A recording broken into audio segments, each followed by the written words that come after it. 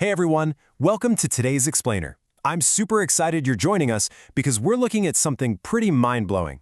How life, weight, and pure energy are perfectly balanced across our entire planet. Have you ever wondered why a forest is absolutely packed with plants and bugs, but you only see a handful of top predators like wolves or hawks? Well, scientists map out this wild balance of nature using something called ecological pyramids. So let's jump right in and see how our ecosystems survive and thrive. Here is our game plan for today.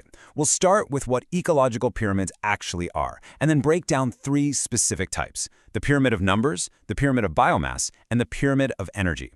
After that, we'll talk about the unbreakable rule of one-way energy flow, and wrap up with why all this ecosystem balance really matters. All right, part 1. What are ecological pyramids, and what exactly is a trophic level?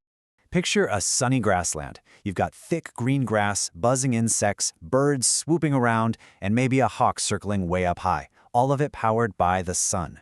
Well, living things in ecosystems like this are organized into what we call trophic levels, which is really just a fancy term for feeding levels. Ecological pyramids are diagrams that help us visualize how the number of organisms, their physical mass, and their energy change as you move step by step up that food chain.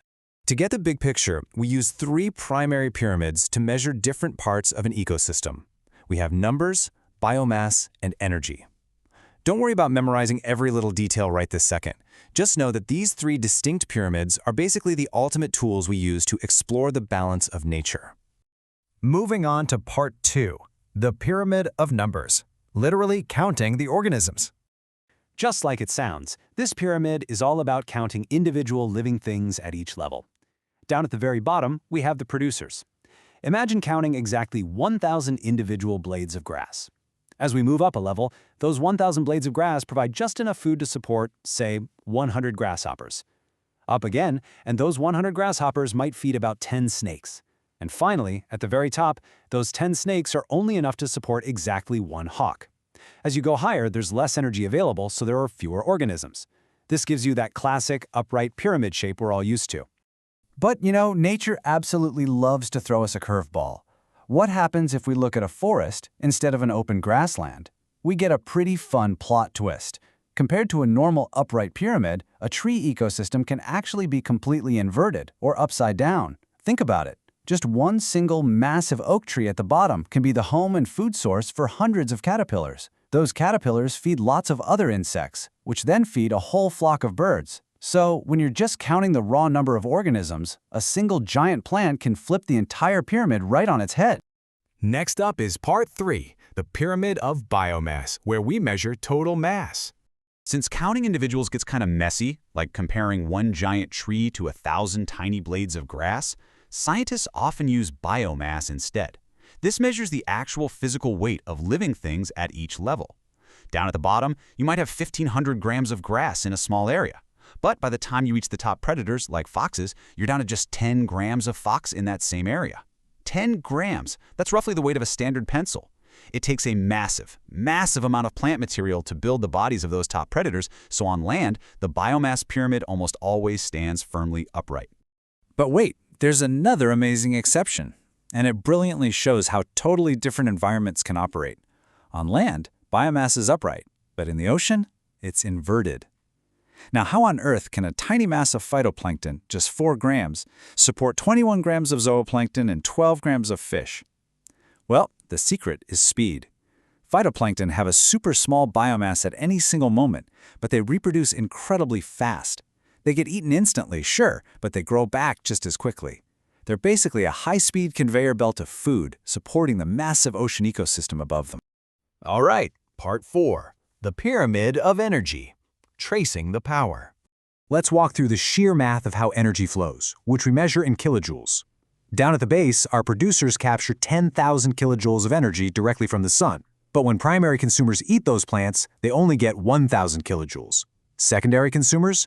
They get a mere 100. And our top predators get a really tiny fraction, just 10 kilojoules. You can clearly see how drastically the available energy shrinks with every single jump up the food chain.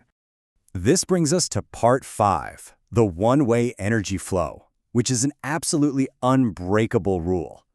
I want you to really think about this for a second. We just saw the pyramid of numbers flip upside down. We saw the pyramid of biomass flip upside down in the ocean. So why is the energy pyramid never inverted?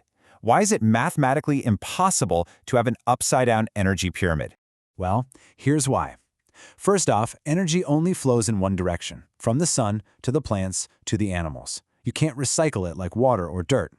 Second, and this is the kicker, living things are constantly burning energy just to stay alive.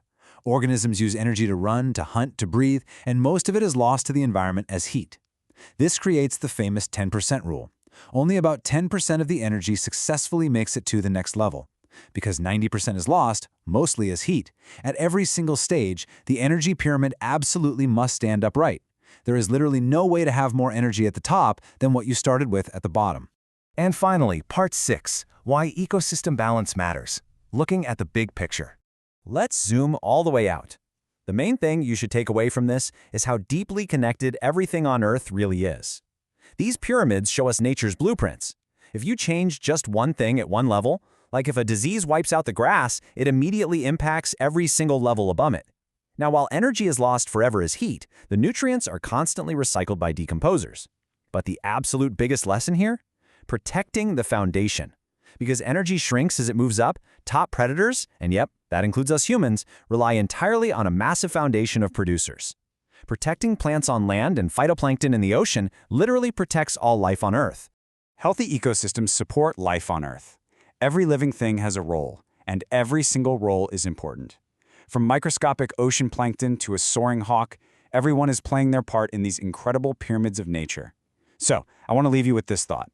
If a single large tree can serve as the foundation for an entire inverted pyramid of life, what kind of impact do you think planting just one tree in your own neighborhood could have? Keep exploring and keep asking questions about this amazing world we live in.